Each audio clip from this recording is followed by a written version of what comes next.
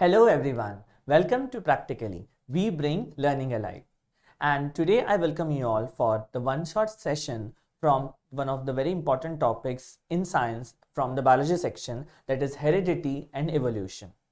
We have also discussed one-shot for the chapter reproduction. So if you haven't seen it, do check out our YouTube channel where you will find the one-shot for that chapter and other chapters of science as well. So let's begin with this chapter today. Let me remind you, we also have more one-shot sessions coming up for both science and maths for these following topics on these days. So stay tuned with us and do join us every day at 4 p.m. And we also have some coding sessions for all of you planned, and here's a timetable for the same. So if you're interested, make sure you join it. So now let's begin with our session. Yeah, hello psychological fact, welcome to today's session. Now, let's first quickly revise sexual reproduction and how it is connected to heredity. So we know that sexual reproduction is the mode of reproduction which involves two individuals, one male and one female, and they produce gametes which are basically haploid, or which is having only one set of chromosome, which will fuse to form a new organism. So when the two gametes fuse, it forms zygote, which develops into embryo and then into fetus and then the baby. Okay, welcome Tushar. So so there are some of the hidden things in this entire process of reproduction, which while the fusion of these gametes, some processes takes place which leads to the heredity. I mean, it is connected with the heredity factors. Okay, so for example, a seed from an orange tree gives rise to an orange tree only and not an apple tree, isn't it? So why is it so? What are those factors which control why the progeny or why the offspring of the two parents should look similar to their parents? Okay, how the different traits are coming into picture in that organism. So that there is the reason behind that is the heredity. So in today's chapter we are going to discuss that in detail. So yeah, so that's what children always resemble to that of their parents, and what is the reason behind it? So inheritance is the main reason. From the previous generation, okay, it provides the body a proper design and some traits and characters in it. And the second generation will have differences that they inherit from the first generation, as well as some newly created differences. So whenever when two factors, when they mix with each other, so obviously there will be some factors which are as it is, which they have obtained from their parents, and some will be newly formed because of recombination. So that leads to the progeny which is not exactly same but similar to that of parents. Okay, so that is what the main difference between the asexual reproduction and sexual reproduction. In asexual reproduction, the progeny is exactly same to that of parents, and that's why they are also called as clones of the progeny, because there are no two parents involved, there is no recombination, so that's why they are exact copies. But in sexual reproduction, since there are two parents involved and there is recombination, so they can't be the exact copy of both the parents, they are similar to them. Okay, and why that is so, that is what we are going to discuss today. Yeah, so this differences of traits between parents, these differences in traits between the parents are known as variations. Okay, and they are caused by mutations, that is errors in DNA copying. So now we know DNA is a very long molecule having various factors called as genes on it. So while they have been copied and into the progeny, there might be some errors that leads to this new variations. Now let's study heredity. So this word heredity comes from a Latin word hereditatum, which means condition of being an heir. Here means like, someone, so for example, there is a property and someone has inherited that property. So that is how this word comes from, and that is what happens to the biological factors also. We receive them as it is from the parents. So that's what it refers to, the passing of characteristics or traits through parents' genes. Okay. So as we mentioned, genes, what are these genes? We are going to see them ahead in detail, to the offspring, that is from one generation to another. And heredity is seen only in sexual reproduction. okay, due to which the variation is also seen only in the organisms which are produced by sexual reproduction. You will not find variations in the asexual reproduction process, okay. Now, the study of heredity and this genetic variation is known as genetics. So, genetics is one of the advanced field in biology and rather very vast studied and having a huge scope of research which helps to study how these different characters are passed down, and with the help of genetics only we are able to also use it, manipulate it and produce different organisms for our own use, okay. All that we'll see as we proceed ahead in this chapter. So now some important terms before we begin this chapter. These terms will be repeatedly used in this chapter. So let's see the definition properly and try to understand them. So first we have allele. So an allele is one or two or more versions of a gene, okay. So as you can see here, so basically genes are the factors which are present on chromosome. This entire structure over here is a chromosome, this X-shaped structure which you can see over here. And the certain region of the chromosome, the certain regions of chromosome, they code for a particular trait. Trait means a character. For example, you know, someone has blue eyes or brown hairs or some characters which are inherited from parents. So they will code some regions of this chromosome, they will code for a particular trait. So these regions are called as genes, okay. So genes are nothing but particular segment on chromosome, and chromosomes are made out of what? Yes, they are made out of DNA, okay. So basically genes are a particular region of DNA having a particular code. As we know, DNA is coded by ACTG. These are the DNA bases by which the DNA is formed. So these genes are formed, and the one or two or more forms of that gene is called as an allele. Now, an individual inherits two alleles of each gene from each parent. Now, why two? Because humans are diploid organisms, right? So we also write it as 2n. Diploid means we have two sets of chromosomes. So we have total 23 pairs of chromosomes, okay. So that's why pairs means it is a set of 2, and so total we have 46 chromosomes which are present in a set of 2. That's why we have 23 pairs. So it's a diploid organism. So that's why it inherits two alleles for each gene from parent. And now if both the alleles are same, then the individual is called as homozygous for that gene, okay. Again the term homozygous, homo means same, zygous means it is derived from the word zygote, which is for the offspring. And if the alleles are different, then the individual is called as heterozygous. Hetero means different, and again zygote is coming from the term zygote, okay. So that's what the term is given here in detail. When a specific gene has two copies of same allele, okay, and both of them, okay, it can be dominant alleles or it can be recessive alleles. Again, we'll see what are these terms, what are dominant and recessive. Heterozygous, when two different types of alleles are present. So it can be one dominant and other is recessive. Dominant is the one which expresses its character in the progeny. That's what it is called as dominant. Okay, whenever we heard the word dominant, means someone is trying to dominate or, you know, express itself above someone else and pushing other down. That is the recessive. Recessive, it cannot express on its own. Only if dominant is absent, then only recessive can express itself. Genotype is the genetic makeup of an organism, okay, means what type of genes or alleles are present. For example, here you can see capital T written. So here T, this is for a trait called like T for tall, and this is for a trait that is height.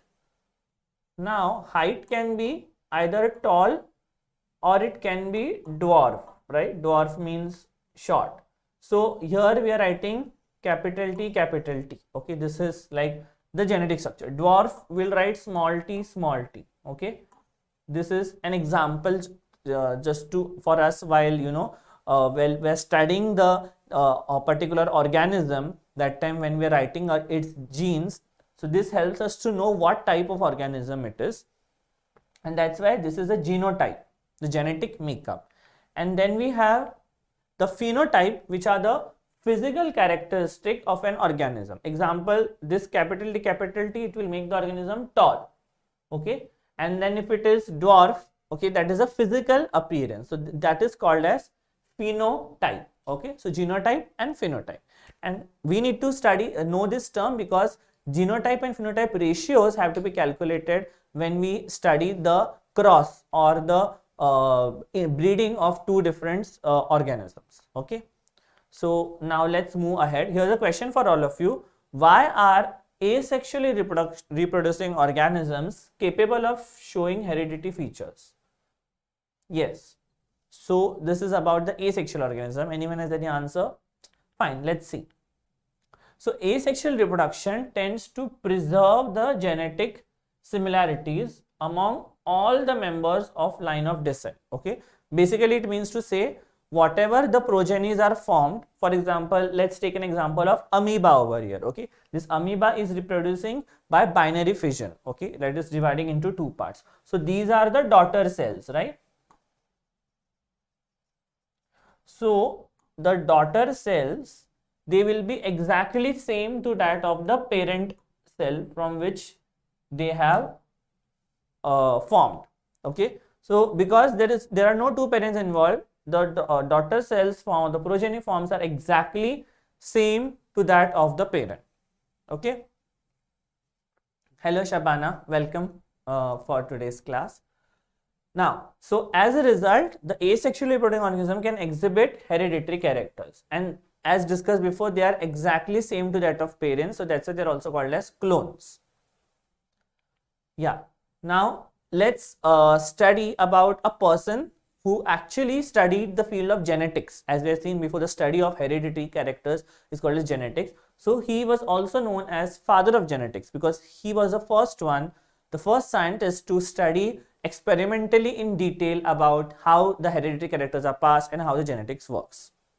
So he was actually a meteorologist, mathematician, a biologist, and also a monk who studied the principle of heredity, which he observed from pea plant, okay, and which formed the basis of modern genetics. So Mendel, he in detail he studied pea plant. The scientific name of pea plant is Pisum sativum. So he studied this plant, Pisum sativum, pea plant, and with the help of pea plant and the various experiments done on pea plant, he arrived to some conclusions which were experimentally verified, and that formed the basis of genetics.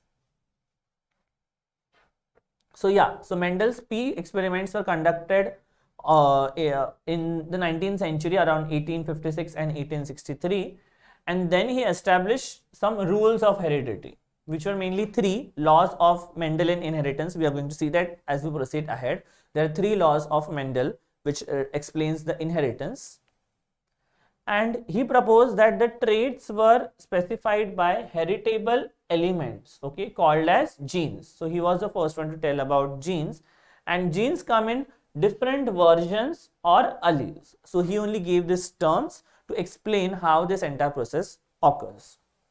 So with dominant alleles being expressed over recessive alleles. So I discussed dominant one are the one which will express in the, when present, they will express in the progeny and they will not let the recessive to get expressed, okay. So how the Mendel did the experiment with pea and what conclusion it came, let's see that ahead. Now before that, one question might arise, why pea plant? There are so many plants, so many organisms available to study, but why did Mendel choose only pea? Well, there is a logical reason behind it, and let's see that. So the first reason is the flower of these plants are bisexual, okay, also called as hermaphrodite. So generally many plants you will see the many flowers are around, see they are bisexual, means they will have both anthers, okay, I mean there will be stamen, and then they will also have the stigma, okay. They will have both male part, that is androecium, and gynoecium in them present. So that's why these plants are bisexual, and that's why they are very easy to cross pollinate. The pollination is easily possible in them. So that's what they are self-pollinating, and thus self and cross pollination can be easily performed in them, and that is the way they reproduce. You know, we all know that plants reproduce with the help of flowers. Flowers are basically the reproductive organs of a plant. So through flowers only we can actually reproduce and produce the progeny. Since we are going to study genetics over here, so yeah, hello Mayur, Preeti, hello, fun and learn. Yeah, welcome to today's class about heredity and evolution. We are studying how Mendel studied pea plant to derive the laws of inheritance. So he selected pea because the pea plant had these amazing features which helped him to study easily. He could have selected any plant or any organism to study it, but this gave him an added advantage. What was another one? That there are different physical contrasting characters which are easy to recognize and study.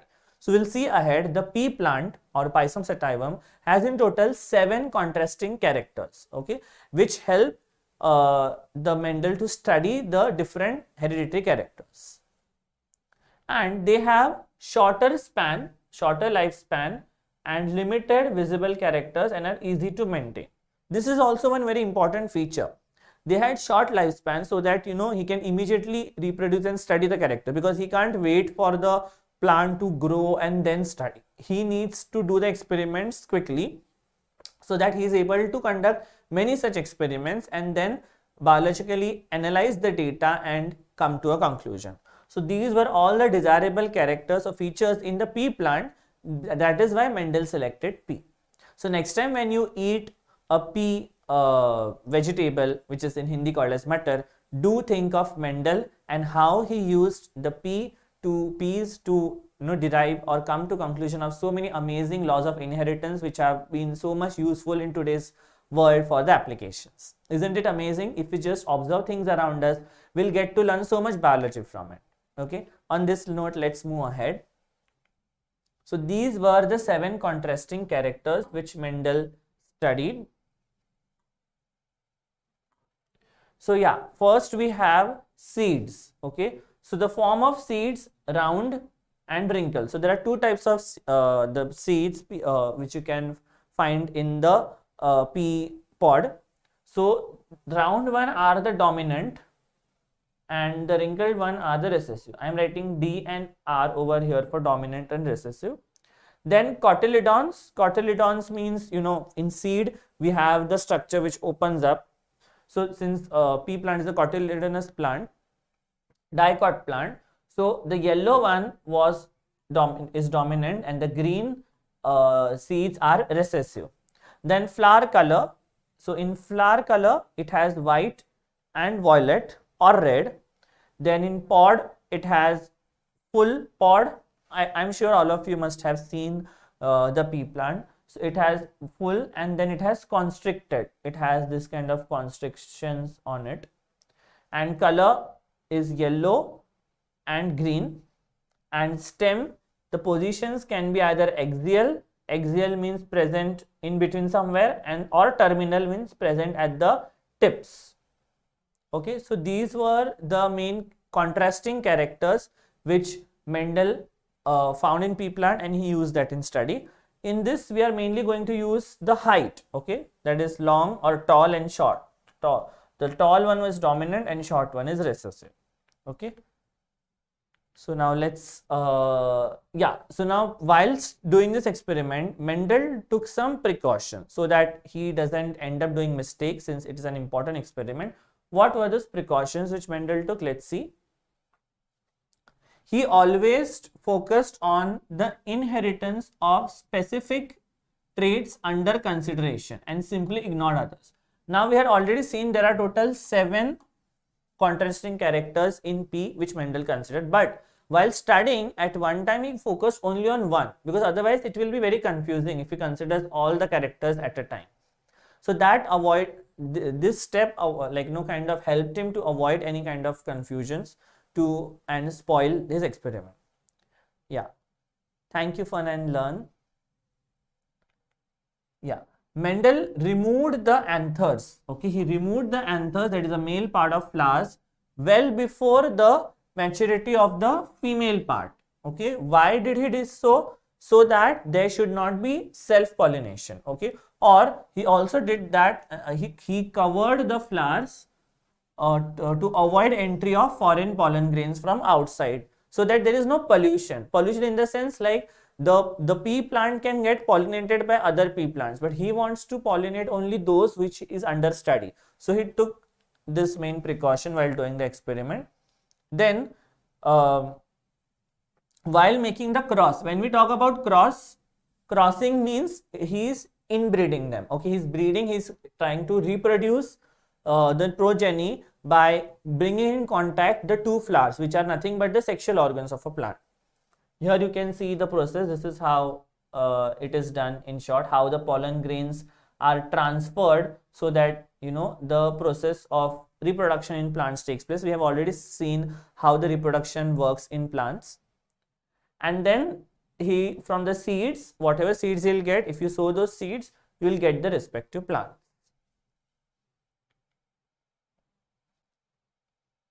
There is one more term called as first filial generation, which we also write as F1. First filial generation means the first generation. As soon as you reproduce two plants, whatever immediate progeny you get, that is called as the filial generation or F1 generation. And when you again reproduce the F1 generation, we will get the filial 2 or F2 generation, okay, which is obtained by self-pollination. Okay. Now, moving ahead by studying the Mendel's monohybrid cross. So, as this term says, mono means one, hybrid means you are going to bring the two different plants, flowers of two different pea plants together and breed them to reproduce to give rise to progeny.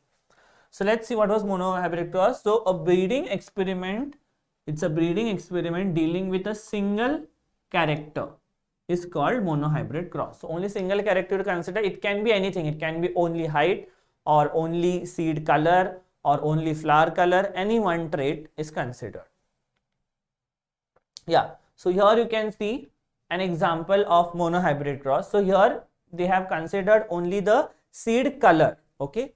So, we know that we have yellow and green, out of which the yellow is dominant. That's why it is represented by capital Y, and green is recessive. So, that's why we have small y, small y. We will not write GG. Okay. This is not the way to write, since allele has to be represented by a single letter only. Okay. And that letter also is connected with the dominant or recessive one. Since yellow is dominant, so we'll take Y. Okay, the Y is taken for yellow, and that's why capital Y and small y, small y. This is the nomenclature. This is the way to write it. Okay, you cannot write it any way you want. This is a set scientific nomenclature how we write the alleles. Okay, so this is the phenotype, as we had seen the definition of phenotype, and so both of them are homozygous plant. Homozygous because they are having same type of gamete, capital Y, small y, small y.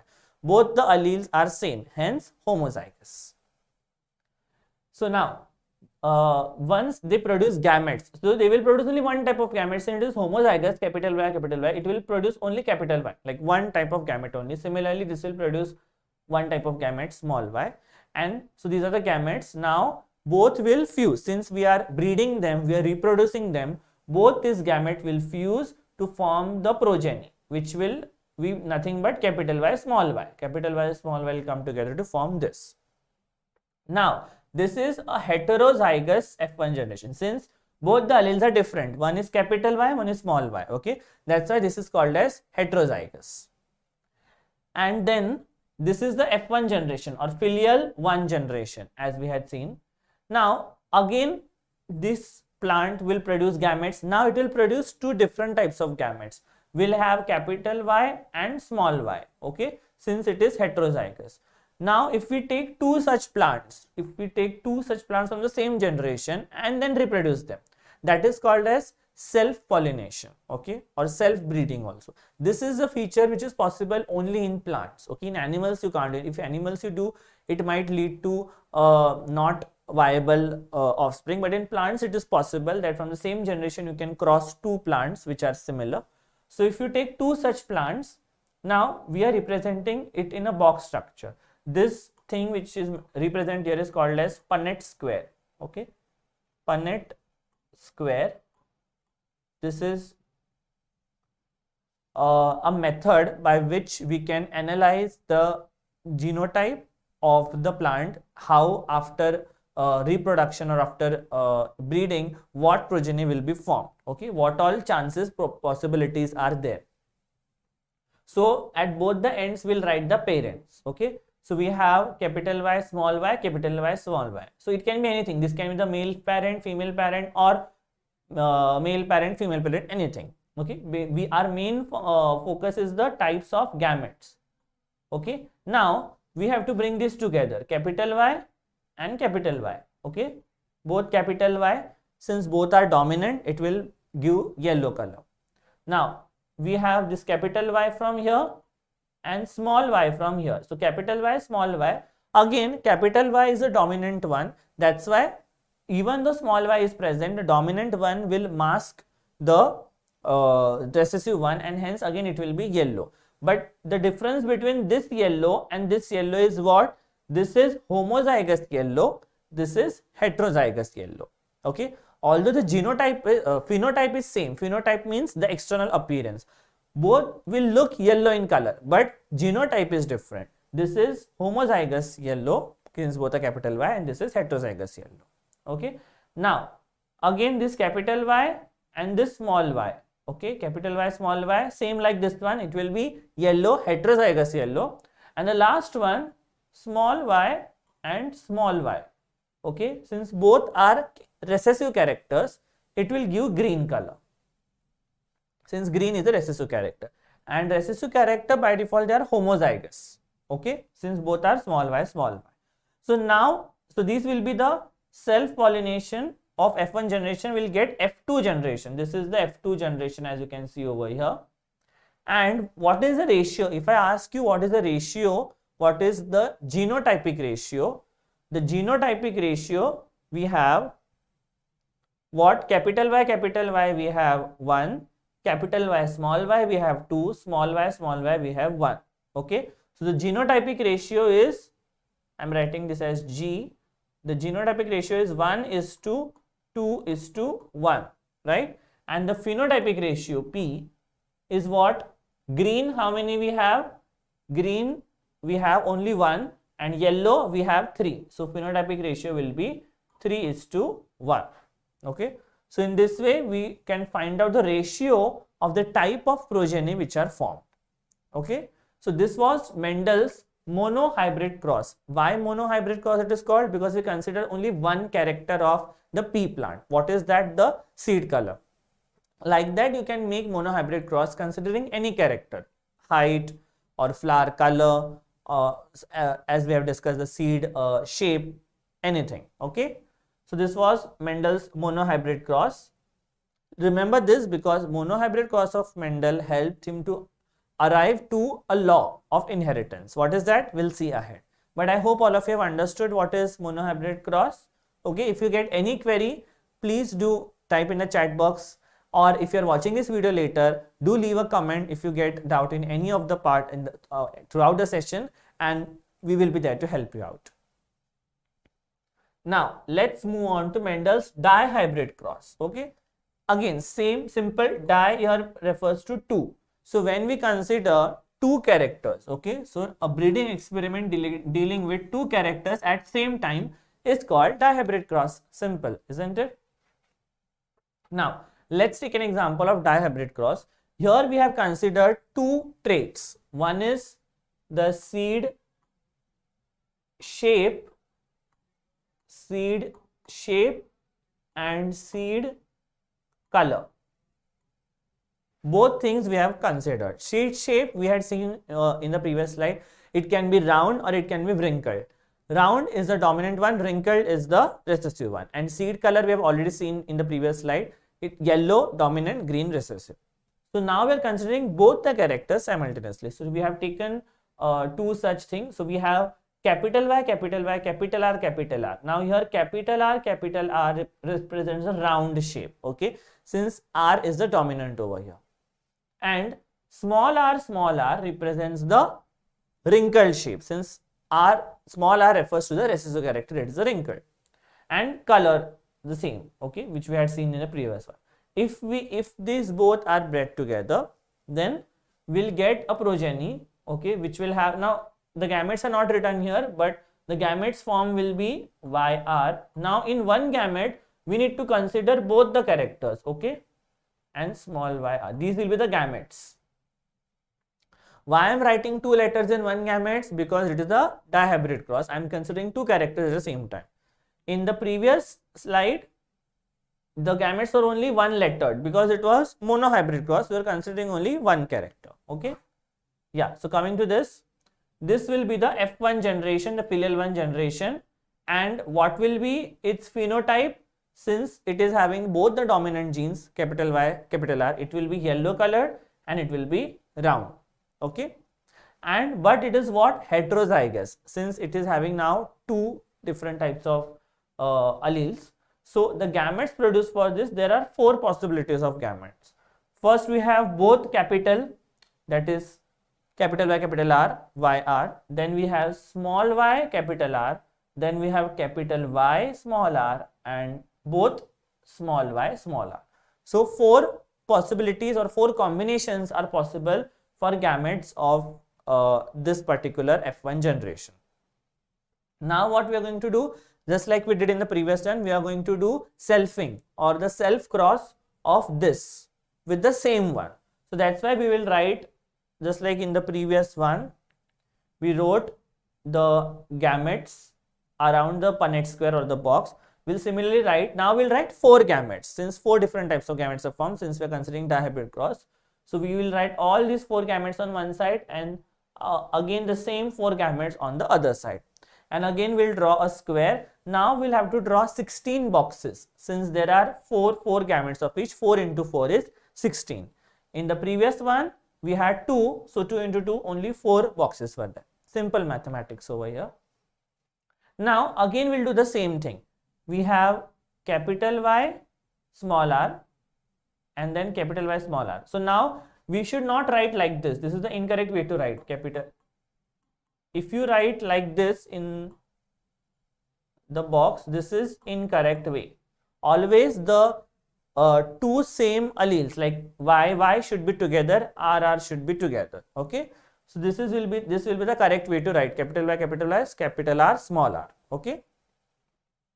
Now, so when these two will come together, this is what will form. Now, capital Y, capital R, small y, small r, it will have this capital Y, small r, capital R, capital R. Like that, just see the alleles and make the different combinations. This is for the first line. The second line also will do the same and will write. It's very easy. If you just try it on your own after this session, just take a book and try to write. You will be easily able to write, because you have to just watch this and write. Okay, we need not learn this not wrote this, but just try to understand and then we can easily write this. Now, so like that we can write all 16 different types of progenies which will be possible, and here you can count the different types of progenies. Okay, so here we have now the phenotypic ratio. Phenotype means how they are going to look. Okay, so we have, if you count properly, like see 1 2 3 4 5 6 7 8 9. Okay, so if we count, there are 9 which are round. So these are round and yellow, right? There will be 9 which are round and yellow, which are the dominant characters. Then there will be 3, 1, 2 and 3, which will be round and green, right? There are just 3, round and green. Again, there are 3 which are yellow and wrinkled. Okay, so these are yellow and wrinkled. And there is only 1 which is both green and wrinkled. Okay, so in this way, the phenotypic ratio is 9:3:3:1.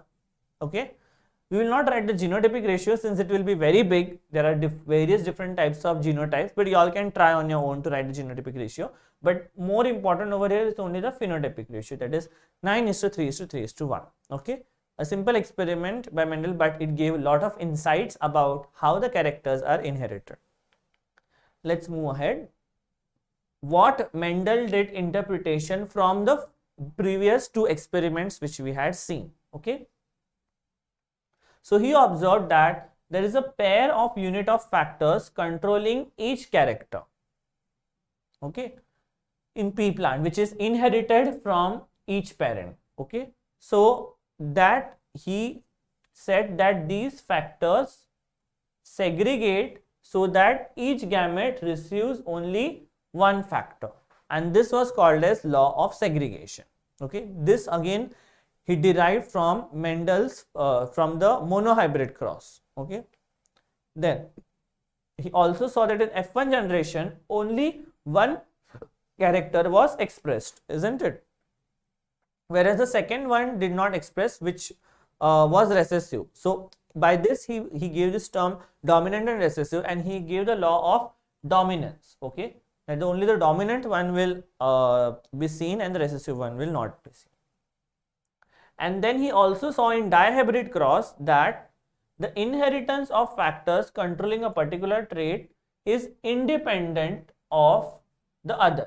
Okay, for example, if you remember, we had seen the dihybrid cross considering the seed color, that is yellow green, and seed shape, that is round wrinkled. Both of them are independent to each other. They segregate independently. They are not dependent. It's not that yellow color seed should always have round shape, okay, or it's not that green color should always have wrinkled, right? There are various combinations possible. So this shows that they are independent, and hence they give law of independent assortments. They are assorted independently. So yeah, let's see these three laws in detail. Law of segregation, as you can see here, they are segregated in F1. Okay, we have yellow, and then in this generation we had 3:1 ratio. So these gametes are formed, the factors segregate so that gamete receives only one factor of each character. Okay, the gamete should have only one factor of them, whatever it is, capital Y, small y, or small r, capital R, it will get only one trait. So in monohybrid cross, both the alleles are expressed in F2 generation without blending. Means they don't mix.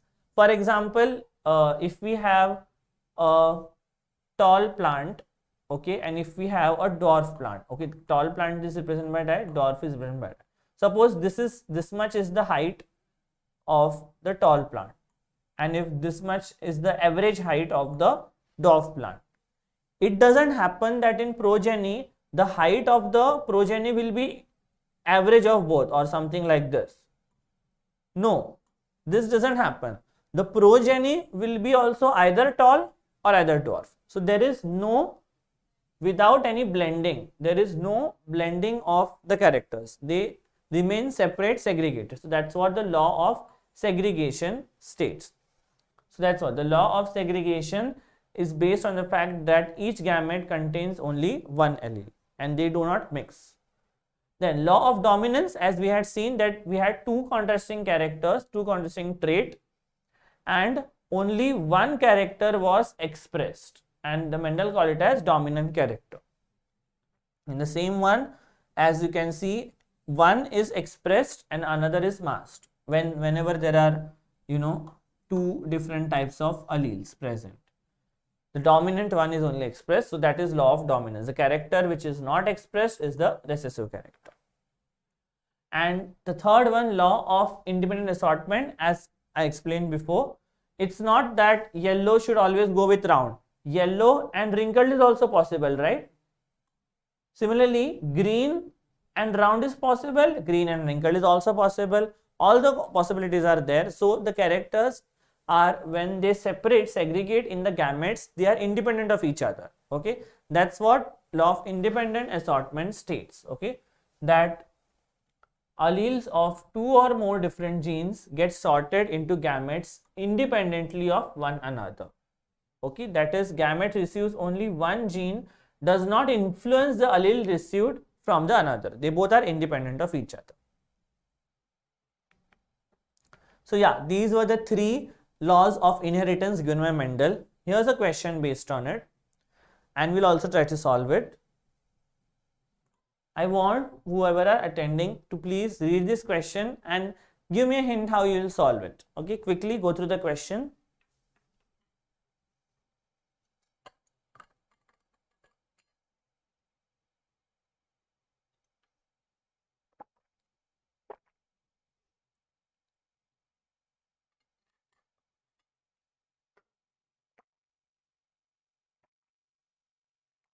So if we cross bred a tall dominant pea plant with a purebred dwarf recessive plant, we will get plants of F1 generation as we had seen in the previous cross.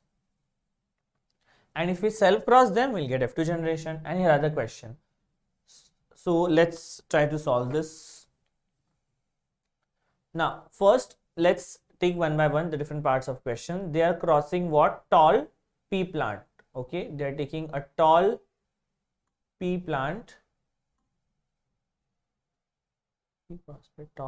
pea plant with a purebred dwarf recessive. If we cross both of them, we will get F1. What F1 will get? The gametes. So these are the parents.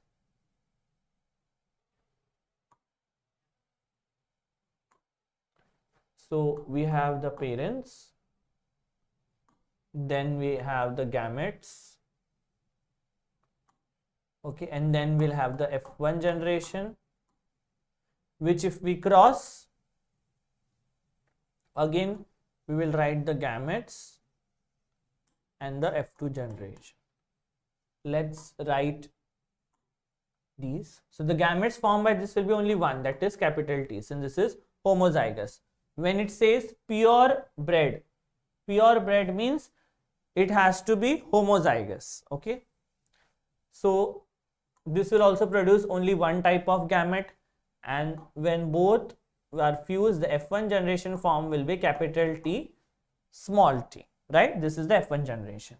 Now what type of gametes it will produce? Okay, if we take 2 such plants, okay, so let's now draw the Punnett square.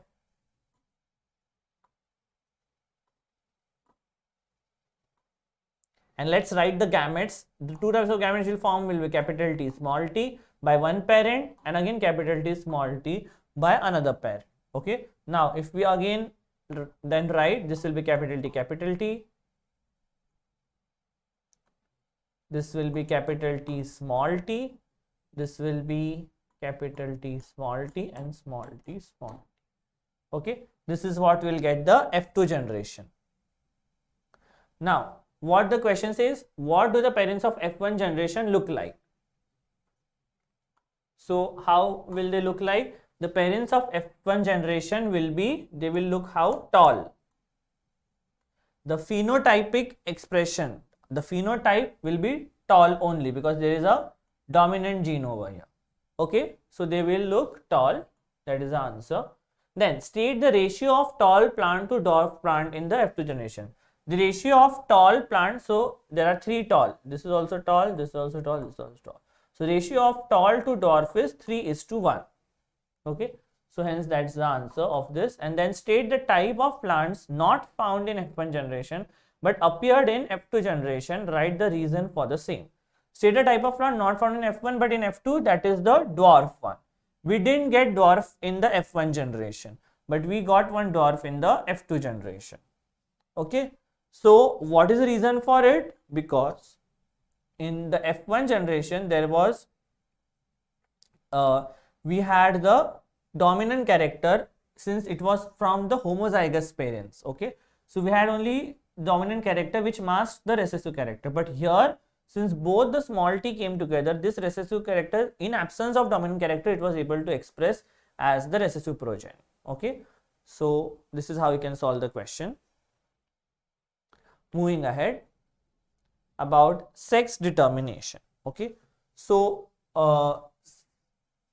whenever in the inheritance, when the fusion of gametes happens, how is sex determined? Okay, so let's see one interesting example found in nature. Then we'll move on to how the sex determination of humans is found. Okay, so we have, yeah, so different species use different strategies for this. For example, some animals use temperature for determining the sex of the organism. Like for example, you can see some reptiles, they use incubation temperature to determine the sex of some species. Okay, so you can see they have kept the eggs, these reptiles have laid the eggs. Okay, so generally the temperature at the, like, little bit below the main surface, it is low. This is low temperature. So low temperature makes the egg to develop as male, whereas the moderate temperature, so that's what this follows pattern at eggs in extremely high or low. So this is extremely low and this is extremely high. Both of them will form male. Okay, and the intermediate temperature, this is the intermediate temperature, will form female. Okay, medium temperature becomes female. Isn't it interesting how even temperature can induce the sex? Okay, but this happens only in some organisms like that of reptiles. Okay, so like that different organisms have different mechanism. Even honeybee has a different mechanism by which the sex is determined. It's really interesting. I have made a video on it about sex determination in honeybee. You can check that on our second channel, that is practically 11th and 12th. So there I have put this video of sex determination in honeybees. So do check out of how the sex is determined in honeybees. You'll really find it very interesting. So let's now see how is sex determined in human beings. Okay, so we know that human beings, all chromosomes are not paired. 22 chromosomes are paired, but one pair is called sex chromosome, the 23rd chromosomes, and it is odd in not having a perfect pair in males, since males have XY and females have XX. Okay, so yeah, that's what it's given here. So sex of the baby will depend on fertilization. During fertilization, the sperm, we know in the previous chapter we have seen, we have the ovum which has been fertilized by a sperm. Okay, so sperm is a gamete. Gamete will contain only one allele. Okay, it can be, so in case of male, when we say male is XY, it can produce two types of gametes, that is X or only Y. Since X and Y like a kind of alleles in this case, it can form two types of gametes having X and Y. And if X fuses with the female, a female will by default have only X, right? Since that is the only gamete possible. So if X sperm with X chromosome enters, it will form female. If sperm with Y chromosome enters, it will form a male. That is what we can see here. These are the possibilities. So there is 50-50%. Okay, 50:50. Okay, there is equal possibilities, since it is 1:1. There is equal possibilities of male and female in case of sex determination in humans. Here is a question: if the sperm bearing Y chromosome fertilizes egg, the child born will not be entirely like his father. Why is it so? Okay, simple question. So yeah, because sperm bearing Y chromosome will not be entirely like a father, because the X chromosome is also there. Okay, which is also the second sex chromosome, and they will also display the properties which are from the mother. Okay, yeah, now we whatever part we had seen till now was belongs to the heredity. So in this chapter is heredity and evolution. Now we are moving on to the second half of the chapter, that is about the evolution. Okay, so evolution, what is evolution? It is a sequence of gradual irreversible changes which took place in primitive organism over millions of years to today's species. So we know that how the modern human being has been evolved from apes. There has been changes in their body structure, in their habits, in their brain, everything. Okay, this is how one of the best example of evolution over here. And what caused evolution? The variations that resulted in formation of new species. Okay, that were the main reason for evolution, and obviously it is due to the sexual reproduction, which involves recombination, which gives scope to the variations of species. So let's see the 3 case studies in order to understand how this evolution process occurs. The first one is natural selection. Okay, so in this case study, okay, we have a group of 12 red beetles, okay, which are living in green bushes, and they reproduce sexually, and they are likely to develop variations. Okay, and there are following possibilities. Let's see what are those.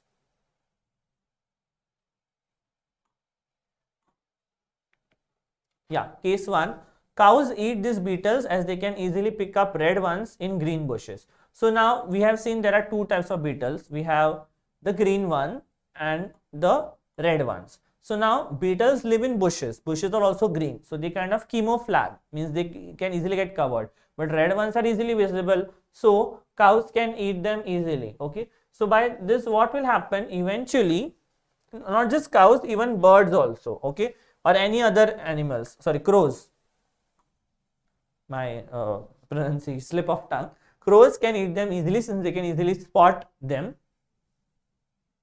So initially you can see there were a lot of red beetles over here, but then since they're easily spotted by crows, they can eat them easily, and the population of red beetles is decreasing to the point that red beetles almost vanished, isn't it? So this color variation is during the sexual reproduction.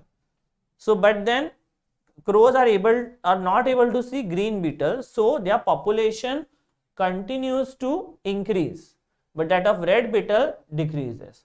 So this is a type of variation which gives a survival advantage. Okay, so this is the variation which favors their survival. Now let's say take case study 2, that is genetic drift. What is that? A color variation arises during reproduction, but it results in a beetle that is blue in color instead of red. So as we had seen, variation can take place because of the error in copying of DNA. So there can be some mutations and that will lead to variation. So earlier variation, it led to green and red, and now there can be variation, it can lead to blue color as well. Okay, so what will happen? So now crows can see the blue color beetles in green leaves easily, right? So as well as they can see red ones also.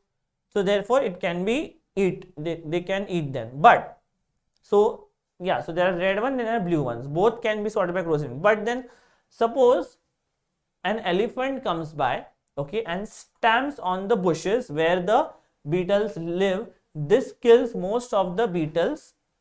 So suppose these beetles are existing. There are few blue beetles, there are more red. Suppose elephant stamps, and coincidentally what happened was the red beetles died, but some blue survived. Okay, mostly blue survived. Then this blue will only start reproducing and lead to a blue population. So now you can see we had first red population, and because of the series of incidents between, finally we have a population which is completely blue in color. So there is a genetic drift, okay, a drastic genetic drift from the red color beetle population to the blue color beetle population.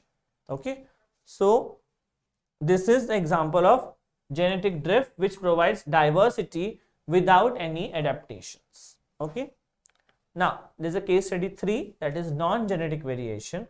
Now suppose as the beetle population expands, okay, the bushes start suffering from a plant disease. Okay, suppose the bush where they live in, which is their home, it gets some disease. Okay, so now the amount of leaf material to the beetles is reduced. We know beetles, they feed on the leaves.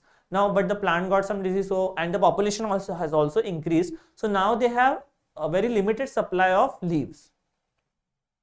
So some beetles will be poorly nourished, right? They won't get sufficient leaves to eat.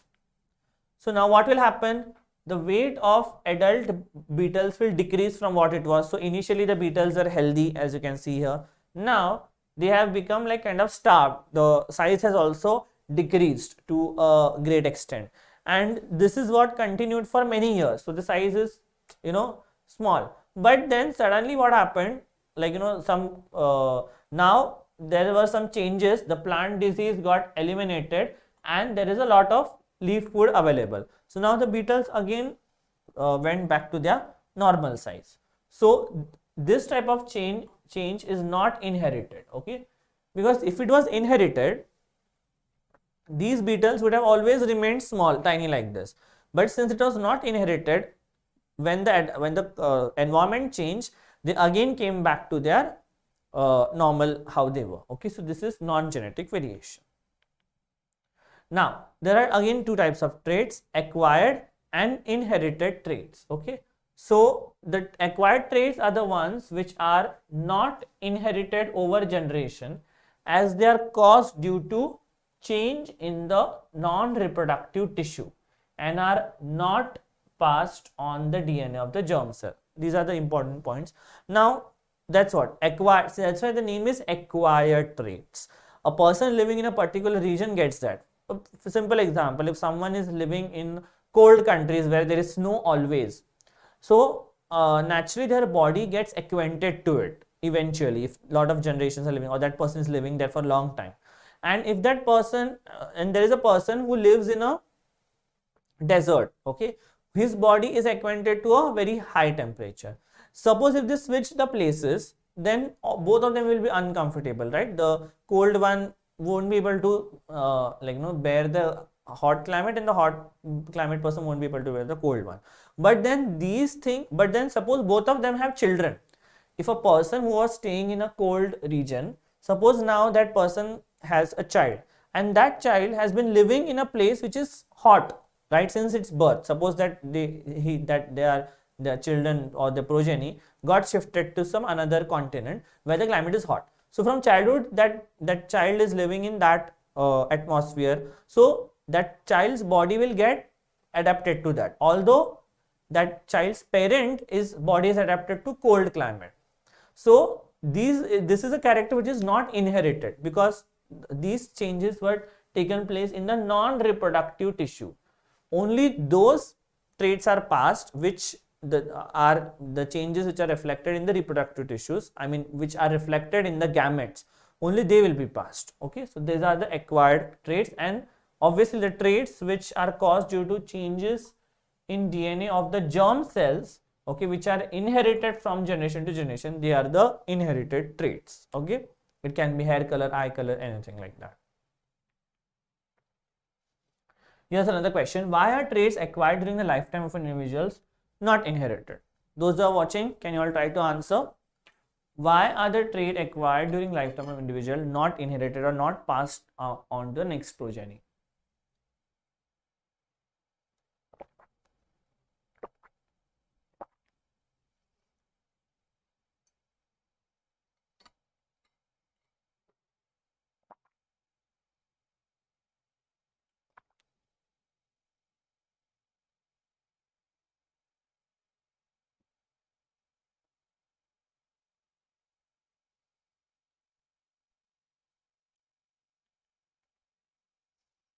So yes, changes in non-reproductive tissue or somatic cells, as we discussed before, cannot be passed on to the DNA of germ cells. Okay, hence the traits acquired during lifetime, they cannot be passed on. That's what it is. For example, if the elephant breaks its tusk, but this broken tusk character isn't passed on to the next generation, that doesn't mean that the this elephant will give birth to a broken tusk progeny only. Okay, that's why the acquired traits are not inherited. Now let's move on to a person who tried to study this process of evolution. He was Charles Darwin. So he was born in this place in 1809 and was English naturalist, geologist, and also biologist, and he really contributed great to the theory of evolution. And he also published a book on it which was called The Origin of Species. And he analyzed plants and animals, at various places, which gave a conclusion that how this process of evolution occurs.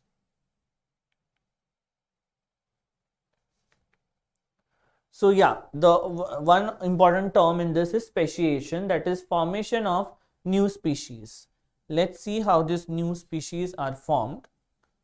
So the formation of new species from existing species is mainly due to one or more of the following factors. So there are basically four main factors, and that's what we're going to study one by one. So let's see them. First, we have accumulation of variation. So the differences between individual of the same species is called variation. This is a definition of variation. And when these variations get accumulated over the several generations, they produce new species. So little by little these variations will occur, and then when they'll accumulate to that extent that a completely new species will be formed. Okay. Then next we have physical barriers. So physical barriers, there are populations may get separated by physical barriers like mountain, rivers, like as you can see here, there is a population of snail. They got separated due to a physical barrier. There was a valley formation sudden because of earthquake or any reason it can have. So these isolated groups can produce variation which can produce new species. Okay. Next is genetic drift. So, like we had seen the previous example of elephant stepping on the red color beetles to give blue color. So similarly, if there are some natural calamities or introduction of new members of the same species, it can cause changes in the gene pool, means the genetic structure of the population, and give rise to new variation. Okay. And then we have natural selection. So we know, we have heard about this theory of natural selection, that only those individuals which have useful variations and can adapt to the changes in environment survive and others die. Okay, that's basically the survival of the fittest. This theory was given by Charles Darwin. And for example, here you can see, giraffe. Giraffes with tall necks, they were able to graze and eat the leaves from the trees. The shorter ones were not able to. So the shorter ones may die because of the lack of food, but the giraffes with tall necks, they will survive. Okay, so this is the natural selection. And then we have hybridization. So this is a technique by which humans can produce new species. Okay, by mating two different. So this has been done by using the knowledge of genetics and biotechnology. And here you can see two examples. The first one is a jaglion, which is the hybridization of a male jaguar and a female lion. So this is a hybrid of a lion and a jaguar. And then we also have Kama, which is male camel and female llama. So these are two hybrids which are human made. Okay. So like this also there can be new species which are formed. Now here's a question: is it true that when a new species emerges, the old species is eliminated, and why? Well, no, it's not true that if the new species emerges, the old one dies off. No, because when a species changes, it affects only that particular portion of the individuals. Okay, few individuals only of the population, and then they can survive as per their convenience using the various factors. So that is not true. Now, what are characteristics? Okay, so characteristics, the organism, they show certain features like appearance and behavior, which are called characteristics or trait. Example, plants can perform photosynthesis, and the basic characters are shared commonly in the different species, and more characteristics which two species have in common are closely related. Okay, and if they are more closely related, then they have common ancestors as well. Fine, let's move ahead about tracing evolutionary relationship. How? So in this we'll see some scientific proofs which helps us to understand or know that evolution actually existed. So these are some evolutionary relationships or proofs. First one out of that is the homologous characters or traits. So yeah, so you can see now four structures on the screen over here. First we have the hand of a human being, okay, which has the different types of bones: humerus, radius, ulna, carpals, metacarpals, phalanges. Then we have a arm of a cat, a limb of a cat. Then we also have a fin of a whale and wing of a bat. Okay, now these all four structures are different. This is the hind limb or the hand. This is the leg of a cat. This is the fin of a whale and this is a wing. All the structures, the function is different, right? Functions of all these organs are different, but we can see there is still similarity. They have similar types of bones, okay, although the size may change, but the types of bones are same, as you can see, okay, and this shows the connection between all of them. That's why they are called as homologous characters, and these are homologs of each other. So yeah, these are organs which have same basic structural design and developmental origin, but perform different functions and appearance. So for look wise also, externally they look different, function also they do different, but what is there? They have basic structural design and developmental origin. That's why they are called as homologous organs. And such similar homologous characters helps us to identify an evolutionary relationship between the appearance of different species. So this shows that they have all coming from a common origin or common ancestor. Then we have analogous characters. So now they not necessarily because of common ancestry. Now you can see an image over here. We have wing of a bat and wing of a bird. Okay. Now their structure is different, isn't it? As you can see over here. Similarly, in plants also, we know thorns. Thorns are present in different types of plants. Now, in some cases, these thorns are part of stem itself. They are part of modified stem. In some thorns are modified leaf. Okay. Then some thorns are produced, as a part of the main stem, and some, can be from the stipule, which is another part of the plant. So basically, these thorns are arising from different parts of plants. So their origin is not same, right? Similarly, this also, but the function is same, right? The function of wings is to fly. The function of thorns is to keep away from animals, to protect the plant. Okay, so these type of organs are called as analogous organs. So these organs which have different basic design and development origin but have similar appearance and perform similar function, they are called as analogous organs. They are kind of opposite to that of homologous organs. Now next we have fossils. The presence of fossils also helps us to understand the process of evolution and is also a proof for the evolution. So fossils are nothing but preserved remains of living organisms that lived in the past. So this preserved remains can be anywhere. Mainly you will find them in soil, but then it can be also preserved in snow or in oil depots, anywhere. So basically these impressions are called as fossils. The impressions of that particular organism, the bone structure and all have been preserved. So by this you can study the organism which existed millions of years ago, although that organism must have become extinct by now, but still it helps us to reflect in the past. So the age, so these fossils we can study when they were present, but the age of fossil can also be studied like by simple logic. More deeper layers, the fossils are found more deeper layers, they are older, and the above ones are new. And we can also use the process of isotope dating or carbon dating to find out the exact date of the fossil. Now evolution versus progress.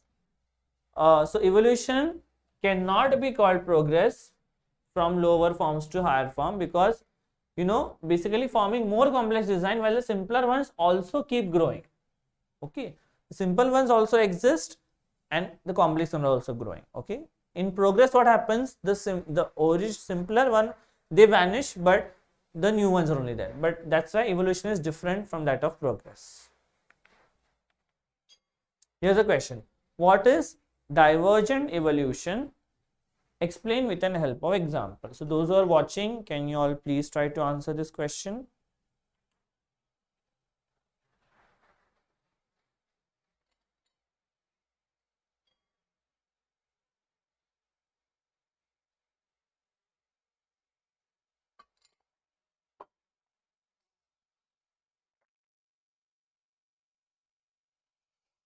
Okay, let's see.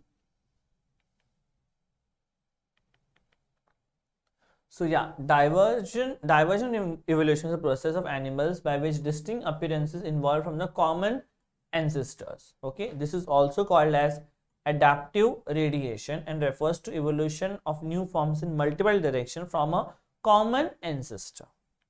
Okay. Yeah. Now here is another example of wild cabbage.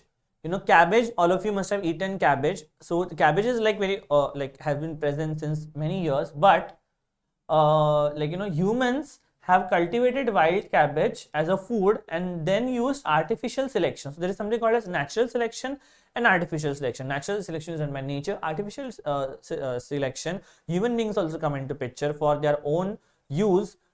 This cabbage has been, you know, now available in various forms. Okay, so we are going to see that in detail, okay, with the help of this video. Okay, so we'll also summarize whatever we have studied till now, and this will be kind of summary and help to understand. And if you have any query, please do ask. So yeah, first we had seen fossils. So you know, fossils, there are various types of fossils you can see here on the screen, and they are found in various layers of earth. Okay, and the depth at which they are found can help us know their, you know, the year by which they are present, and they are mainly formed because of sudden fluctuation in environment. So as said before, the age of fossil can be estimated by the depth in present. The fossils which are present in the lower layers will be more older, the above ones will be the recent ones.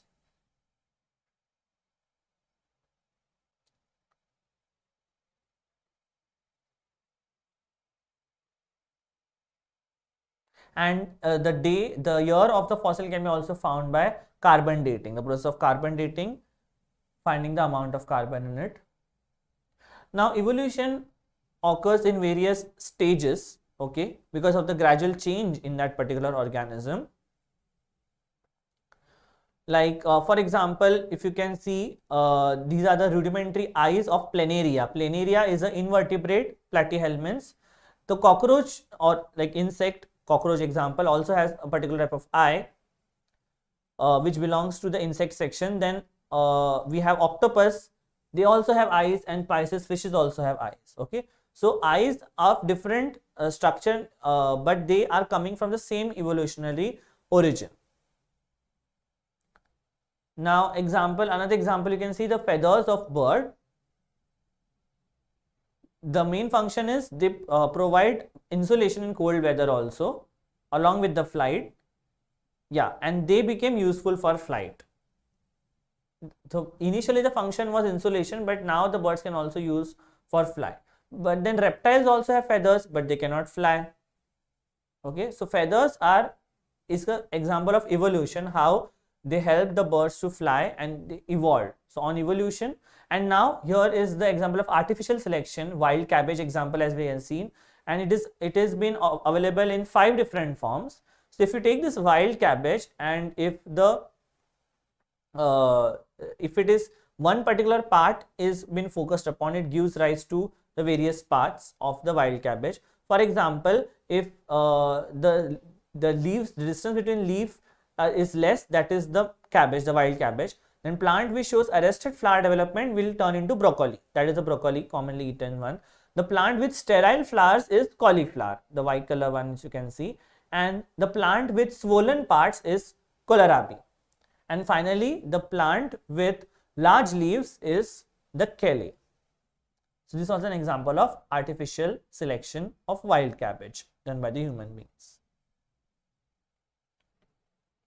So hope you have understood what we discussed till now. If any doubt, please do ask us. You can type in the chat box, or you can also leave a comment at the end, so that we'll get you back to help you out. And we're also going to come up with a few more one-shot sessions, as I had told, introduced in the beginning of the session. And moving ahead, we're also going to solve sample papers for you. So stay tuned with us. If you haven't subscribed, please do subscribe and share with your friends, and also download the Practically app and to register to start your free trial. And you will also find all this material what we have discussed on our app, from where you can download it in PDF format. So please do check out, and thank you for watching.